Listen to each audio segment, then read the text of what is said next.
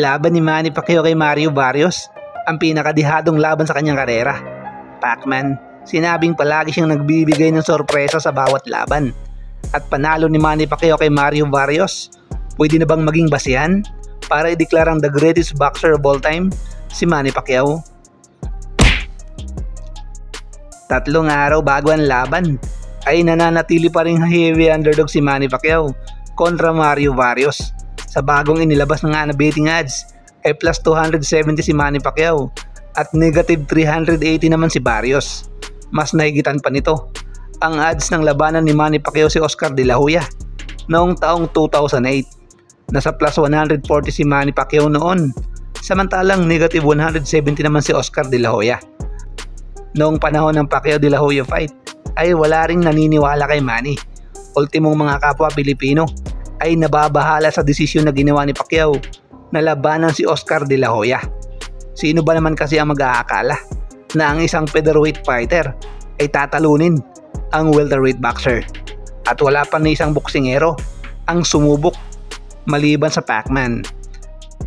Tanging ang dating head trainer lang ni Manny Pacquiao na si Coach Freddie Roach ang naniniwala na kayang talunin ng kanyang alaga, ang tinaguriang Golden Boy. Ito rin ang laban na kung saan ay naging global superstar si Manny Pacquiao. When did you start getting recognized everywhere? What fight really put you to the superstar level? De La Hoya fight. Yeah, it had to be. Yeah. De La Hoya fight because nobody believed that I'm gonna win. At eto na naman, pagkatapos ng 2 dekada mula ng labanan si Oscar De La Hoya, ay susubukan ni Manny Pacquiao na maging world champion muli at the age of 46.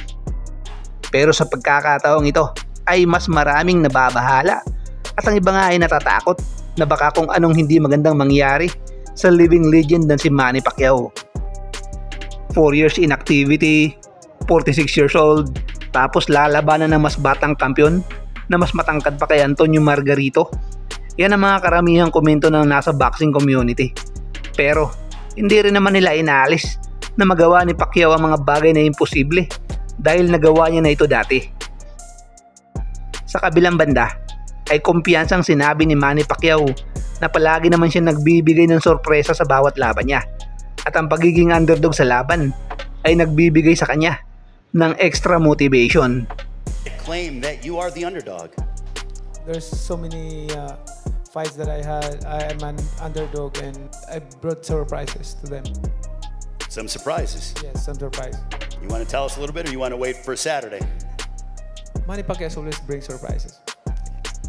Manny Pacquiao always brings surprises.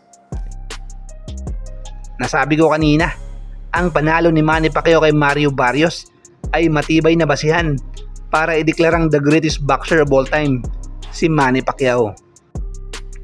Ano-ano nga ba ang pamantayan para maging isang GOAT ng boxing? Isa sa tinitingnan ay ang impluwensya sa boxing, karisma sa mga manonood, at exciting lumaban. Siguro bonus na lang kung undefeated ang isang boksingero at highest paid na rin.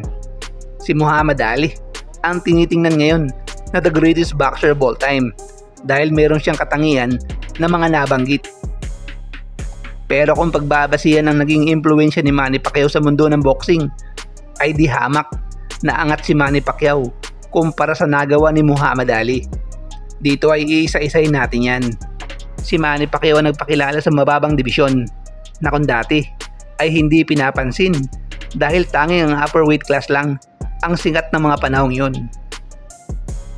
Dahil kay Manny ay nabuksan ang oportunidad ng mga nasa lower class na boksingero na makakilala sa mas malawakang entablado. Si Manny Pacquiao lang rin ang nakagawa ng tuwing may laban ay nakapagtatala ng 0 crime sa kanyang bansa at nagmimistulang ghost town dahil lahat ay nakatutok sa laban. Wala na sigurong hihigit pa kung pag-uusapan ay most exciting fighter. Si Manny Pacquiao lang ang natatanging boksingero na tumatalo ng malalaking kalaban. At si Manny Pacquiao lang rin ang may kakayahan na ang imposible ay pwede palang maging makatotohanan. Hindi ko na isasama kung ano ang mga record na nagawa ni Manny Pacquiao, pero ang aking nabanggit ay sapat na para siya ang kilalaning the greatest boxer of all time. Ikaw ka-boxing, Sang-ayon ka ba dito? O hindi pa rin sapat para sa'yo ang nagawa ni Manny Pacquiao?